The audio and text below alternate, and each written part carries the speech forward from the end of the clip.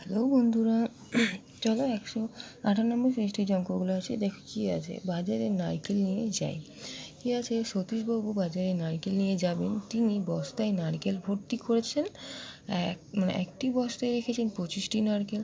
তাহলে 15টি বস্তায় তিনি কতগুলো নারকেল রেখেছেন সহজেই হিসাব করার চেষ্টা করি।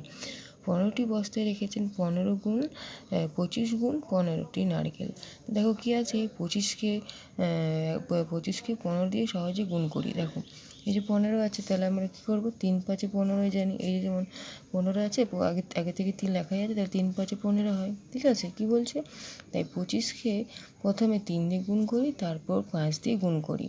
ঠিক আছে, কারণ এই যে 25 গুণ 15 করলে গুণটা তো বড় হয়ে যাবে। তাই কী করেছে, 25কে একবার 3 দিয়ে গুণ করেছে, 25কে একবার 5 দিয়ে গুণ করেছে। দেখো মোট নারকেলের সংখ্যা 25 গুণ 3 গুণ 5 কী করেছে, 3 25 যেমন 75 হয়, 75কে 5 দিয়ে গুণ করলে হয় 375টি। তাহলে কী আছে হলো। এবার কী বলছে, কিন্তু সতীশবাবু কী আছে, কিন্তু সতীশবাবুর বন্ধু শ্যামলবাবু 35 বস্তা নারকেল নিয়ে বাজারে গেলেন। শ্যামলবাবুও প্রতি বস্তায় 25টি করে নারকেল নিয়ে গিয়েছেন। শ্যামলবাবু কতগুলো নারকেল নিয়ে গেছেন হিসাব করি। তো একটি বস্তায় আছে 25টি নারকেল, তাহলে 35টি বস্তায় কত হবে, তাহলে 25 গুণ 35টি নারকেল।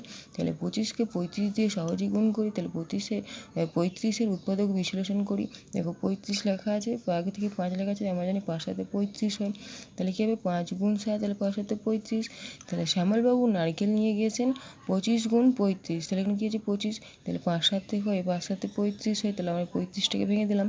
তাহলে 25কে 5 দিয়ে গুণ করলে 5 25 সঙ্গে 125। এই 125কে 7 দিয়ে গুণ করলে হয় 875। আশা করি বুঝতে পারলে।